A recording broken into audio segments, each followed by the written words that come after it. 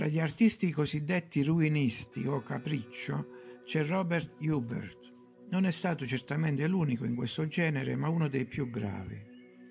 I suoi oli su tela sono attente descrizioni della realtà del periodo in cui le opere furono realizzate, ma la narrazione ufficiale non serviva un testimone fedele e quindi è stato classificato come un inventore di rovine, creatore di opere bizzarre, scaturite da improvvise fantasie. Insomma, un pittore che combinava insieme elementi stravaganti e immaginari. In realtà accadde che molti artisti, verso la metà del Settecento, presero coscienza della presenza di opere imponenti e inspiegabili sul territorio e quindi si recarono in quei siti, spesso campagne, per ritrarle.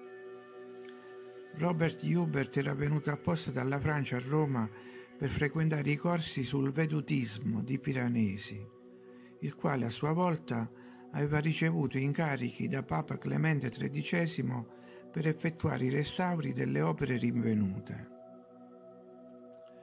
E più tardi divenne anche commerciante di antichità. Lo stesso Piranesi merita un discorso a parte. Le sue opere, i suoi disegni, sembrano ottenuti con altre tecniche piuttosto che con una semplice matita. La nitidezza dei particolari, che si possono ingrandire ancora oggi senza sbavature, fa supporre che Piranesi disponesse di attrezzature non comuni per catturare le vedute, forse un dispositivo tecnologico dell'epoca precedente, prestatogli da chi tutto aveva incamerato a Roma.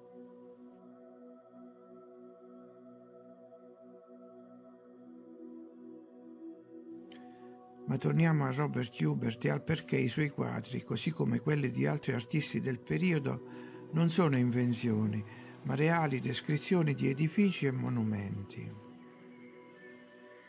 Infatti, quando il termine capriccio fu adattato anche alla pittura, oltre che alla musica, non c'erano fotografie.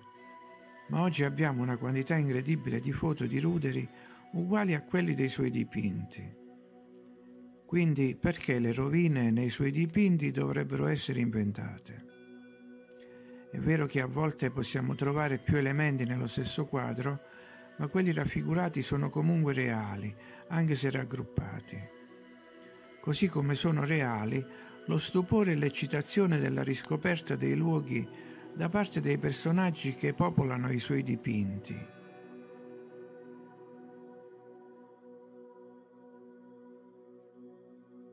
In alcuni casi è addirittura evidente il tentativo di impossessarsi di qualcosa di pregevole e facile da trasportare e da vendere.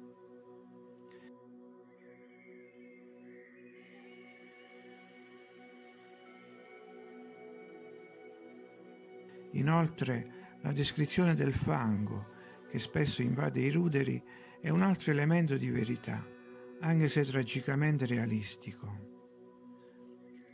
Se lo scopo dell'autore dei dipinti fosse stato solo quello di vendere le opere, poiché andavano di moda i paesaggi con ruderi, perché avrebbe rischiato di rovinare l'effetto complessivo con l'aggiunta di colate di terra? In conclusione, credo che nei lavori degli artisti ruinisti abbiamo un quadro, è il caso di dire, molto veritiero del passato, di ciò che doveva essere stato il mondo grandioso di prima e subito dopo la catastrofe.